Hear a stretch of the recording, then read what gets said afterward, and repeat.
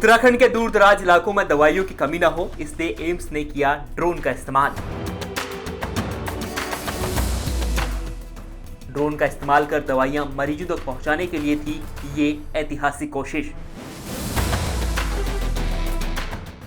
लेकिन ऐसा क्या हुआ कि ऋषिकेश से कोटद्वार आ रहा ड्रोन हो गया फेल।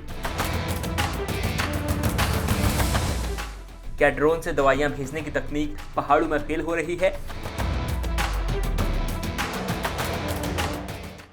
ऋषिकेश एम्स से कोटद्वार बेस अस्पताल के लिए सोमवार को एक ड्रोन उड़ाया गया। इस ड्रोन में दवाइयां डिलीवर की गई थीं, लेकिन यह ड्रोन सही सलामत कोटद्वार नहीं पहुंच पाया और कोटद्वार के सिडकुल क्षेत्र जशोदपुर में एक लिप्टिस के पेड़ से टकराकर क्रैश हो गया। आपको बता दें कि यह ड्रोन के जरिए दवा पहुंचाने के लिए एक ट्रायल था जो ऋषिकेश एम्स से उड़ाया गया था। पहाड़ों में अक्सर देखा जाता है कि दवाइयों की कमी के कारण कई मरीज परेशान होते हैं। ऐसे में इस तकनीक का इस्तेमाल कर ऋषिकेश एम्स मरीजों को एक नई सौगात देने की कोशिश कर रहा था, जो असफल हो गया। सर ये फ्लाइट थी, ट्रायल फ्लाइट्स हो रही थी, तो किसी टेक्निकल फॉल्ट की वजह से, मे बी वेदर कंडीशंस की वजह से ड्रोन जो है कुछ मिसहैपनिंग हो गई उसमें और वो यहाँ पे पेड़ पे अटक गया। तो अभी क्या स्थिति है? सर रिकवर कर रहे हैं, देख रहे हैं। ऋषिकेश से उड़ाए गए इस ड्रोन की हालत ऐसी हो गई है कि वो पूरी तरह क्षतिग्रस्त हो गया है। इस ड्रोन का पायलट ड्रोन उड़ाने के बाद बेस हॉस्पिटल कोटद्वार की छत पर ड्रोन का इंतजार कर रहा था।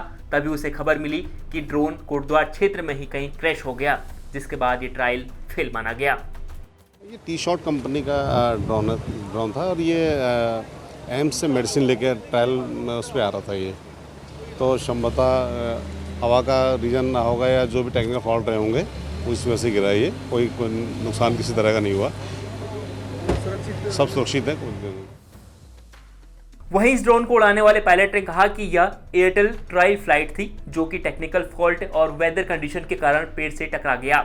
हालांकि इस ड्रोन की 400 मीटर ऊंचाई तक उड़ने की क्षमता है। यह किस कारण क्रैश हुआ, उसका कारण जांच के बाद सामने आएगा। उत्तराखंड तक के लिए कोटद्वार से विकास वर्मा की रिपोर्ट।